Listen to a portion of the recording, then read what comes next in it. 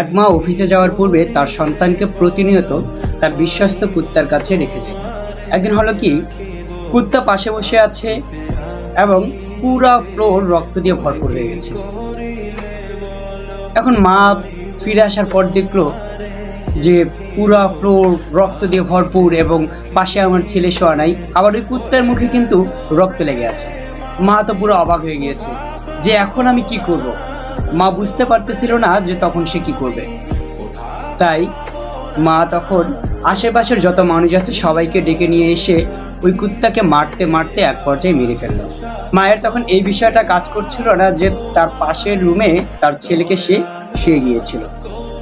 কিছুক্ষণ পরেই পাড়া প্রতিবেশী যখন গিয়ে দেখলো যে তার সন্তান একেবারে অক্ষত অবস্থায় আছে, তার সন্তানের কোনো ক্ষতি হয় নাই, পাশে যে টয়লেট ছিল সেই টয়লেটে এক লোক মৃত অবস্থায় ছিল এবং সেই লোকটা বাসা ডাকাতি করতে এসেছিল। সেই লোকটাকে কামড় দিয়ে মেরে ফেলেছে ওই কুকুরটা।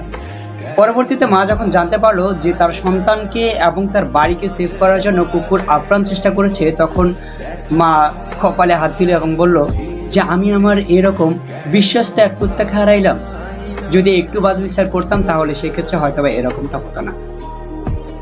তো একটা সম্পর্কের মাঝে একটা সম্পর্ক যতই শক্তিশালী হোক না কেন, সম্পর্কের ভিতরে ঢুকে তাহলে সেক্ষেত্রে সেই সম্পর্ক টিকে থাকা খুবই অসম্ভব হয়ে যায়।